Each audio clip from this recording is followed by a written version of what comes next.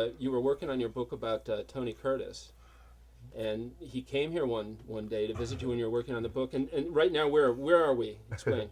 We're in your workshop, your writer's hut up on the third floor. Yes.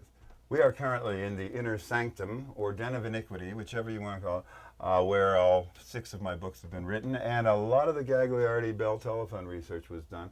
But most interestingly, this was the place where Tony Curtis showed up one day, the actor, just by accident. No, he showed up because I was writing his autobiography with him, and we worked together on it a year and a half, and he decided he wanted to see where I did my writing. He wanted to come to Pittsburgh. I said, sure. And he came up and he loved this particular bizarre shape of this room with all of the multi-sided slants and everything. And he's a great artist and has been all his life.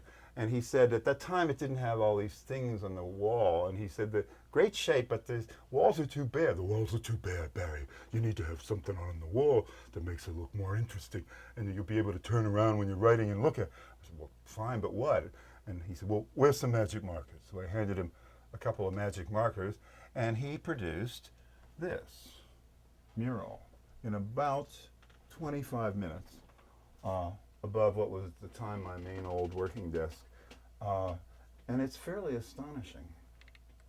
It's a theme that he often paints on. He's done many canvases that are rather similar. One that particularly is reminiscent of is one that was sold by a California gallery. It's called Matisse, and it's based on a lot of the same themes that the French artist Matisse drew and redrew, as many artists do time and again, with the cat and the fishbowl and the table and the window. Basically, he kind of repeated this theme. This is a variation on a theme, only he did it on my wall.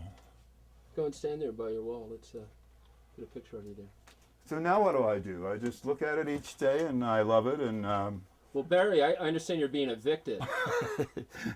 Well, it so happens that I am being evicted after a mere 21 years in this house. So in other words, you have a masterpiece painted on a rental property. I'm just like the chapel with Leonardo's Last Supper on it, trying to figure out what to do for history, for posterity. I'm afraid that my idiotic landlord lady would just paint over it.